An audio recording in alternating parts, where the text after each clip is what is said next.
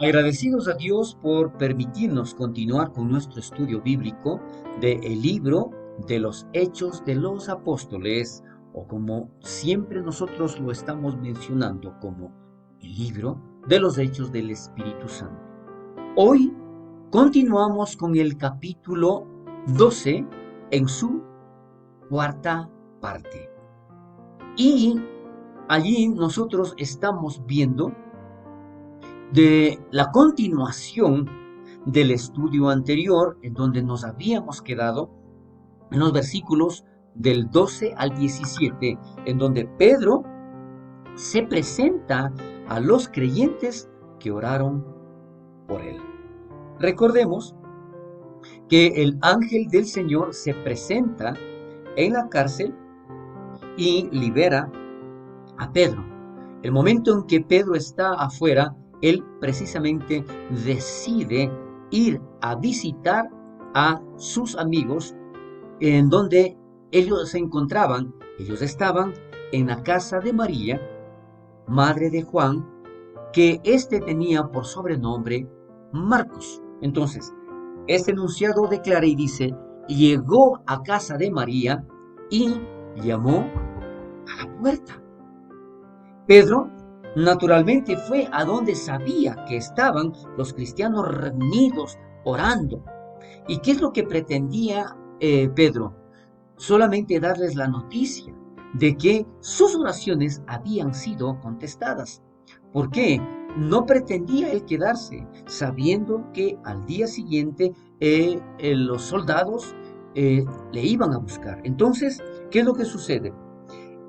El hecho es de que se produce un acontecimiento aquí que aparentemente no tiene mucha importancia, mucha relevancia. Y dice que de gozo no abrió la puerta, sino que corriendo adentro dio la buena de que Pedro estaba a la puerta. Esto nos hace ver que esta chica llamada Rode estaba tan emocionada de saber que Pedro, que lo dejó allí en la puerta esperando en lugar de abrirla.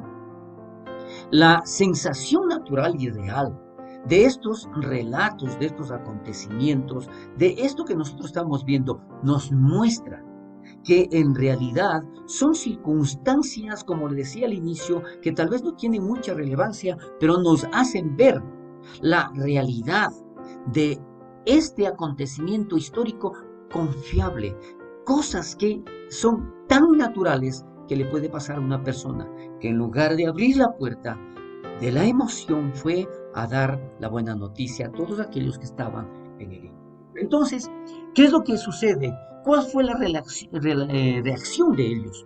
Ellos le dijeron: estás loca. Porque realmente no creían. Recordemos, ellos estaban orando, ellos estaban clamando para que Dios obre en la vida de Pedro. Pero de alguna manera nos consuela el saber que no somos los únicos que en muchas ocasiones oramos a Dios, clamamos al Señor, pero aparentemente no estamos esperando el milagro. ¿Y qué es lo que dice? Que la poca fe de estos cristianos nos hacen reaccionar. Aun cuando ellos oraban por Pedro, les resultaba difícil creer que Dios realmente contestó su oración. Entonces, la oración que aquí vemos, que sobre todo se relata en el versículo 5 del capítulo 12 que estamos viendo, fue una oración fervorosa. Pero, ¿cómo estaba su fe? Su fe no fue tan abrumadora. Poca fe. Y aquí vemos algo maravilloso de parte de Dios, que a pesar de la poca fe que ellos tenían, el solo hecho de haber clamado a Dios, Él se manifiesta y da grandes bendiciones. Poca fe puede hacer grandes cosas si está puesta en manos de nuestro Dios poderoso. Así que tenemos que seguir clamando, pero también tenemos que aplicar nuestra fe. En esa época, sobre todo, porque hasta ahora hay muchas agrupaciones que creen más en los ángeles que en el propio Dios, más creen en la creación que en el creador. Entonces, ¿qué es lo que sucede? Que ellos dicen, seguramente es un ángel. Los judíos creían en la idea de los ángeles guardianes y parece que alguno de ellos puede haber creído que el ángel guardián tenía algún parecido con el ser humano. Entonces, consideraron que lo que Rodé vio fue a un ángel parecido a Pedro. Pero ahí vemos algo también maravilloso. Hacer saber esto a Jacobo y a los hermanos. ¿Qué esto produce? Nosotros aquí nos podemos dar cuenta en que definitivamente, a pesar de no haberle creído inicialmente a Rodé, ellos fueron a abrir la puerta, vieron que era Pedro, le hicieron entrar y Pedro comienza a dar su testimonio de lo que Dios ha hecho a través de su ángel. Pero adicional, este testimonio Pedro quería que sea transmitido a los demás y le pide hacer saber a Jacob y a los hermanos. Aquí, este Jacob no es precisamente el que acababa de ser martirizado, lógicamente. Pedro se estaba refiriendo al otro Jacob, hermano de Jesús. O recordemos, Jacobo también significa Santiago. Entonces, fue que pidió al hermano de Jesús, quien era una persona prominente en la iglesia de Jerusalén, que también le dé estas noticias. Entonces, continuamos con estos versículos y dice que posterior a esto, porque recordemos, Pedro no pretendía quedarse en ese lugar. Sabía que los soldados iban a buscar en ese lugar porque sabían que allí se reunían para orar.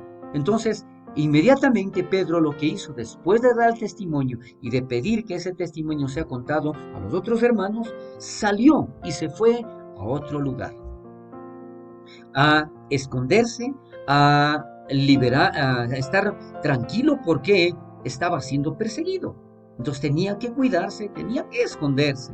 Excepto, dice, por una mención breve de Hechos 15, más adelante en el capítulo 15 es la donde le mencionan nuevamente. Lucas en el libro de Hechos le menciona en el capítulo 15 y de allí ya no se sabe más de Pedro, sino después en el libro de Gálatas, en donde Pedro se reúne con Pablo en Antioquía. Esto está relatado en Gálatas capítulo 2, versículos del 11 al 14. Y como Dios tenía un propósito en Pedro, luego se dedica a escribir sus dos cartas. Esta es la epístola, la primera y segunda epístola de Pedro. Entonces, más adelante vemos en los versículos 18 y 19 la ejecución de los soldados que custodiaban a Pedro. Porque, recordemos, estaba completamente custodiado por soldados. Dice, hubo no poco alboroto. Esto es uno de los grandes eufemismos de la Biblia. ¿Qué es lo que aquí se pretendía decir? Hubo un tremendo alboroto, pero utiliza este eufemismo indicando en una forma mucho más tranquila esta expresión. Entonces, Herodes estaba furioso porque su preciado prisionero había escapado. Recordemos que lo que pretendía Herodes es ganar fama política. Entonces, al sacrificarle, ¿no es cierto?, anteriormente a Esteban, él ganó popularidad y con Pedro quería hacer lo mismo. Al escaparse este hombre, ¿qué es lo que sucede? Él reaccionó e hizo cumplir con las disposiciones que en esa época tenía. ¿Por qué? Después de interrogar a los guardas, ordenó llevarlos a la muerte. ¿Qué es lo que sucedía? Que la ejecución de los guardias era habitual en esa época. En aquel día, si el prisionero de un guardia se escapaba, el guardia le era dada la penalización del prisionero. Y en este caso era la muerte. ¿Por qué? Estaba Pedro para ser muerto. Entonces, allí nosotros vemos exactamente lo que se menciona en estos versículos, cómo proceden con los guardias que no pudieron detener, ¿no es cierto?, a un Dios todopoderoso. Dios juzga a un blasfemo Herodes y bendice a una iglesia obediente. Más adelante, en los versículos 20 y 21, vemos que Herodes da un discurso a la gente de Tiro y Sidón, quienes están ansiosos por agradar a Herodes.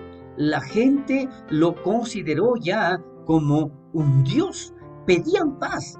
La gente de Tiro y de Sidón querían hacer paz con Herodes. Estamos hablando del nieto de Herodes el Grande. Entonces, como Herodes estaba enojado con ellos y necesitaba la comida que provenía del país de Herodes, la multitud estaba motivada para complacer en todo a Herodes. Por eso le decía, y ya lo vamos a ver más adelante, estos lo consideraban como un dios. Pero ¿qué sucede? Se menciona también en la Biblia y dice que este hombre, el rey Herodes, vestía de ropas reales y él les arengó, él los habló de tal manera que dice que vestido con ropas impresionantes, Herodes habló ante una audiencia ansiosa por complacerlo. Relatan ciertos escritores bíblicos en que este vestido que portaba el rey Herodes era tejido con hilo de plata. Entonces, en el momento en que él estaba, el sol o los rayos solares brillaban de tal manera que lo hacían ver como algo esplendoroso. Pero más adelante vemos precisamente versículos 22 y 23, en donde dice que Herodes recibe la alabanza exagerada de la gente de Tiro y Sidón y recibe el juicio de Dios a quien rehusó glorificar.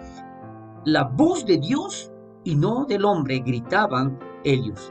Entonces, ¿por qué? Recordemos, allí estaba produciéndose algo tremendo. Entonces, esta es la naturaleza humana de buscar libertadores políticos y mesías. Y la gente de Tiro y Sidón parecía alabar a Herodes, como dije anteriormente, como si fuera un dios.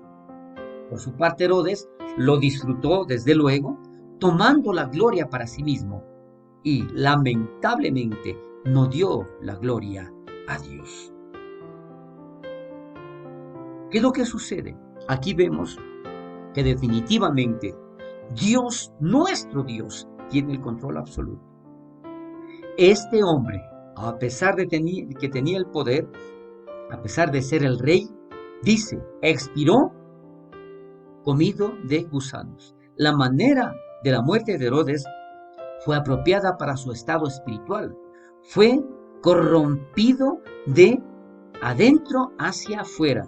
El antiguo historiador judío Josefo, escribiendo al mundo humano, también describe la muerte de Herodes como algo sangriento, totalmente tremendo. Entonces, ¿qué es lo que sucede? Versículos 24 y 25, la obra de Dios continúa sin estorbo, pero la palabra del Señor crecía y se multiplicaba. El contraste entre Herodes y la iglesia era claro. Herodes creía que él tenía la mano superior contra el pueblo de Dios, pero Dios mostró quién estaba realmente a cargo. Herodes fue juzgado y la iglesia fue bendecida. Herodes peleó contra Dios, mató a Jacobo, pero no derrotó el plan de Dios. El arresto a Pedro, pero la iglesia que oraba con fervor vio a Dios rescatar a Pedro y la obra del apóstol continuó. ¿Qué vemos aquí nosotros? Que definitivamente, por más que él creía tener el control al haber sacrificado a Jacobo y consideró que eso valía la pena para llamar la atención y mejorar su popularidad política, sin embargo, esto no le ayudó mucho. Dios obró, porque siempre Dios tiene el control. Hasta aquí nosotros llegamos con el capítulo